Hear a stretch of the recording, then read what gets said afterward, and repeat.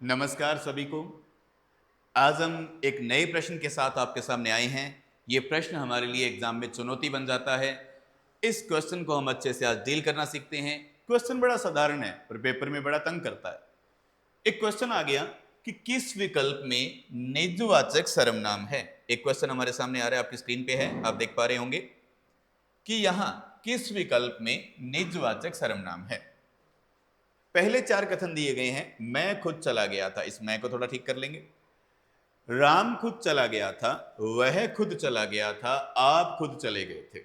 चार कथन देने के बाद फिर हमें यहां एक कूट मिला के दिया गया है कि इन कूट में से कौन सा आंसर होगा। 1 2 3 4 यानी चारों ही कथन में निजवाचक है। 1 2 3 केवल 3 में है। 1 2 पर केवल 1 और 2 में है। डी केवल 1 में है। ऐसा क्वेश्चन पेपर में आते हैं। अब आप देखिए क्या क्वेश्चन का आंसर कर रहे होंगे। पर मैंने आमतौर पे देखा है कि मोस्टली ज्यादातर इस केवल 1 विकल्प को चुन लेते हैं। इस पहले विकल्प को वो आंसर करने की कोशिश करते हैं, जो कि गलत हो जाता है। क्यों होता है? क्योंकि निजवाचक सर्वनाम की आमतौर पे हमने धारणा बना रखी है, ऐसा सर्वनाम जो स्वयं के लिए होता है उसे निजवाचक सर्वनाम कहते हैं। जो अधूरी बात है, ये स्वयं के लिए होता है, ये बात ठीक है, पर ये स्वयं मैं नहीं हूं। अपने ऊपर नहीं लेनी हर चीज।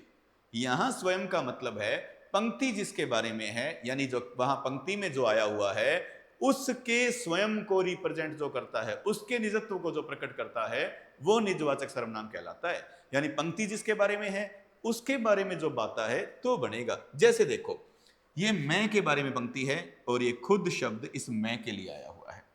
ये पंक्ति इस वह के बारे में है और ये खुद शब्द इस वह के बारे में आया हुआ है। यहां वैसे ही राम के बारे में पंक्ति लिखी है और ये खुद वर्ड राम के लिए ही आया है। यहां आप नामक शब्द है जो खुद किसके लिए इस्तेमाल हुआ है? आपके लिए इस्तेमाल हुआ है। तो कुल मिला के ये पंक्ति आपके लिए, ये राम के लिए, ये मैं के लिए और ये वह के लिए है। पंक्ति इन चारों के बारे में है और ये खुद भी इन्हीं के लिए आया हुआ है। तो पंक्ति जिसके बारे में होती है उसके लिए जब ये शब्द लिखे आते हैं तो वो निजवाचक सर्वनाम होते हैं। तो अब तक आपको आंसर मिल गया होगा। इसका मतलब है चारों ही विकल्पों में निजवाचक सर्वनाम है और आंसर करेंगे हम पहला, यही इसका सही उत्तर रहेगा। याद रखना, निजवाचक सर्वनाम का दायरा थोड़ा सा हमें बड़ा करना है। मैं पर नहीं लेनी बात, यानी पंक्ति में जो आया है उसके निजत्व को जो प्रकट करे उसे निजवाचक सर्वनाम कहते हैं। आपकी सुविधा के लिए अगले पेज पे जो लिखा है उसका स्क्रीनशॉट ले लेना, आपके काम आएगा।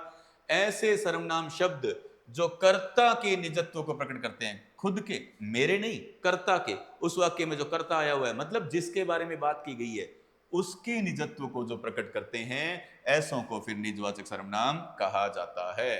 अब वो कर्ता चाहे किसी भी पुरुष का सर्वनाम हो चाहे संज्ञा। किसी भी पुरुष का मतलब चाहे उत्तम पुरुष का हो, मध्यम पुरुष का हो, चाहे अन्य पुरुष का हो।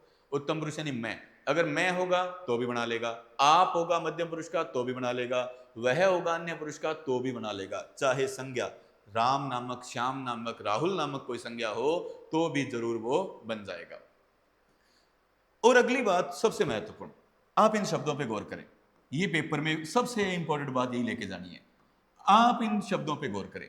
ये सारे के सारे शब्द खुद के पर्यायवाची हैं। स्वयं, स्वयं का मतलब भी तो क्या होता है? खुद। स्वतः का मतलब भी क्या है? अपने आप। अपने आप का मतलब क्या है? खुद। यानी ये दोनों वर्ड भी क्या है? खुद के पर्यायवाची। खुद तो खुद है ही, अपना वर्ड भी खुद ही होता है। जैसे अपना काम कर लो, अपना मतलब इसका खुद का।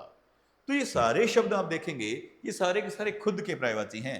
और जितने भी खुद के पर्यायवाची हों, किसी भी पंक्ति में कैसे भी लिखे हों, अगर उनके बारे में पूछा जा रहा है, उत्तर करें निजवाचक सर्वनाम। अगर इस बात को इंस्टॉल कर लेते हैं अपने माइंड में तो आपका ये प्रश्न कभी गलत नहीं होगा। निजवाचक सर्वनाम की ये बात अगर आपको अच्छी लगी हो तो यूट्यूब पर मेरे इस चैनल की बढ़ोतरी के लिए आप लाइक, शेयर, सब्सक्राइब करते रहिएगा। बहुत जल्द हर चीज़ के साथ उपस्थित हो रहा हूँ। आपका दीपक कुमार। Thank you.